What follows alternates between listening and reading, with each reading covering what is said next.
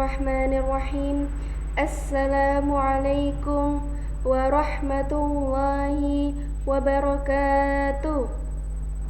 Alhamdulillahilladzi an'amana bini'matil iman wal islam. Wassalatu wassalamu ala sayyidina Muhammadin khairil anam wa ala alihi wa ashabihi wa tabi'ihi ala dawam. Asyhadu an la ilaha illallah wahdahu la syarika lah wa asyhadu anna Muhammadan abduhu wa rasuluh la nabiyya ba'dah. Amma ba'du. Jamaah yang dirahmati oleh Allah Subhanahu wa taala, sebelum memulai ceramah saya, marilah terlebih dahulu kita panjatkan puja dan puji syukur kita hanya kepada Allah Subhanahu wa taala, Tuhan yang Maha Agung, yang senantiasa memberikan kita kenikmatan tiada henti. Pagi, siang, sore, sampai pagi lagi Dia selalu memberikan kita nikmat. Bahkan kepada hambanya yang telah melupakannya, Dia masih terus memberikan nikmat.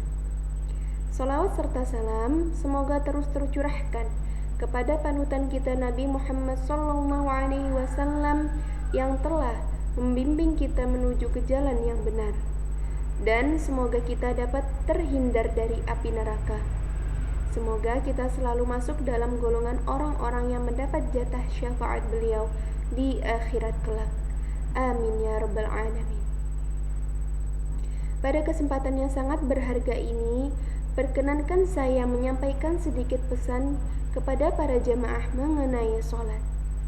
Semoga apa yang saya sampaikan di sini dapat berguna bagi kita semua. Semoga setelah mendengar ceramah ini menjadi lebih giat lagi menjalankan sholat. Jamaah yang dirahmati oleh Allah Subhanahu wa taala, ibadah sholat bagi seluruh umat Nabi Muhammad SAW. Sebagai seorang muslim, sholat merupakan tiangnya agama, ibadah pokok yang wajib dilaksanakan. Bila seorang muslim meninggalkan sholatnya, maka agamanya akan terasa hampa, sebab dari situlah mulanya kecintaan kepada Islam dan Allah sebagai sang pencipta telah luntur. Sholat ialah kewajiban yang harus dijalankan oleh setiap umat Islam di seluruh bumi Allah ini. Dan sholat merupakan salah satu dari 5 rukunnya Islam. Barang siapa yang mengerjakannya dengan khusyuk, maka pastilah mereka beragama Islam dan merupakan seorang mukmin. Dikarenakan sholat merupakan tiangnya agama dan pondasi untuk beribadah kepada Tuhan yang Maha Esa. Ibadah yang sangat penting yang diperintahkan oleh Allah Subhanahu wa taala, sampai-sampai Nabi Muhammad harus datang langsung menuju langit ketujuh bersama dengan malaikat Jibril. Pada kesempatan ini, marilah kita mencoba memahami firman Allah Subhanahu wa taala di bawah berikut ini. Wa aqimis sholata innas sholata tanha 'anil fahsya'i wal munkari. Artinya, dan dirikanlah sholat. Sesungguhnya sholat itu mencegah dari perbuatan keji dan mungkar. Ayat tersebut memerintahkan kita untuk sholat sekaligus menerangkan hikmahnya. Adapun hikmah sholat yang kita kerjakan setiap hari adalah membersihkan jiwa atau hati dari perbuatan keji dan mungkar yang dapat menjerumuskan kita ke dalam api yang sangat bergejolak atau neraka. Jamaah yang dirahmati oleh Allah Subhanahu wa taala, terhadap kehinaan siapapun orangnya tentu tidak akan mau terjerumus ke dalamnya. Pada hakikatnya, kehinaan itu ditimbulkan atau diakibatkan dari perbuatan keji dan mungkar. Dan itulah yang dikehendaki oleh syaitan atau setan. Allah berfirman, "Innama ya'murukum bis-su'i wal fahsya'i wa an taqulu 'alallahi ma la ta'lamun."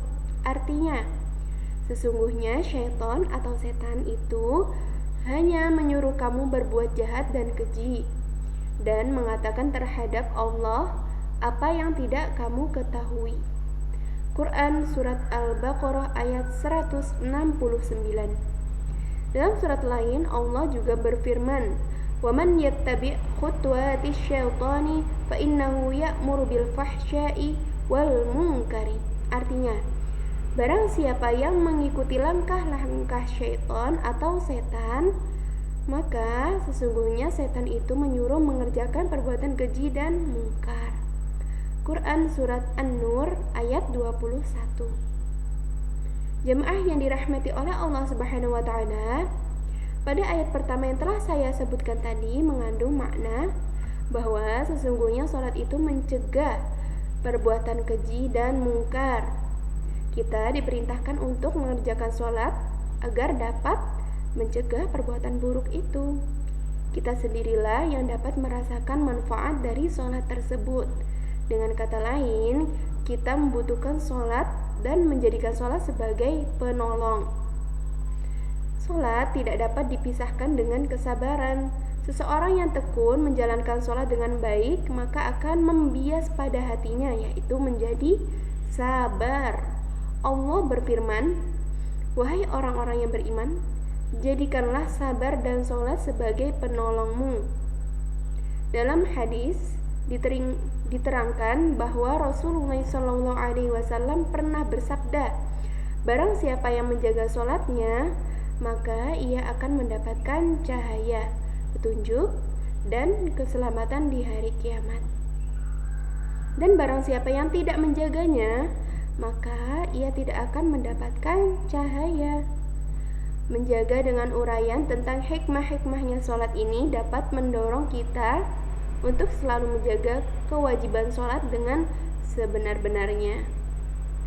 Dalam hadis qudsi diterangkan bahwa Allah berfirman, "Sesungguhnya aku menerima sholatnya dari orang yang bertawadu dengan sholatnya karena keagunganku dan tidak meremehkan terhadap makhlukku dan tidak terus-menerus melakukan maksiat dan selalu menghabiskan waktunya untuk berzikir kepadaku, serta kasih sayang terhadap fakir miskin, ibnu sabil, janda, dan mengasihi orang yang mendapat musibah." Jemaah yang dirahmati oleh Allah Subhanahu wa Ta'ala, kiranya hadis ini dapat kita jadikan sebagai peringatan untuk diri kita masing-masing. Sudah mampukah kita melakukan sholat seperti yang disebutkan dalam hadis tersebut? Berapapun beratnya, kita mesti harus berusaha ya. Kita harus selalu berikhtiar, sebab di antara kita tentu tidak ada yang ingin terjerumus dalam jurang kehinaan. Kita semua tentu ingin merasakan hikmah-hikmahnya melakukan kewajiban sholat yang demikian besarnya. Sebenarnya, tentang perasaan berat dan ringan di dalam melakukan sholat adalah sangat bergantung kepada diri kita masing-masing. Allah berfirman yang artinya, "Sesungguhnya sholat itu terasa berat kecuali bagi orang-orang yang khusyuk." Dengan ayat ini, marilah kita kembali menilai diri kita masing-masing. Tanyakanlah pada diri sendiri, sudah berapa lama kita menunaikan sholat? Lalu, apa yang kita dapatkan dari sholat itu? Apakah sholat kita mampu mencegah dari perbuatan keji dan mungkar? Jawabnya cukup dengan sebuah pertanyaan. Apakah selama ini kita telah berbuat khusyuk di dalam sholat? Jika memang kita masih kurang khusyuk dalam menjalankan sholat, seharusnya kita belajar selalu menjalaninya dengan tekun. Akhirnya, semoga kita semua tidak termasuk orang yang disebutkan dalam hadis Nabi Muhammad SAW.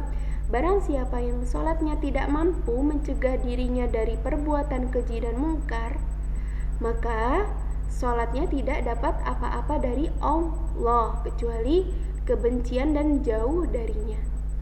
Demikianlah ceramah yang bisa saya sampaikan dalam kesempatan ini. Jika ada kesalahan, maka hal itu karena khilaf.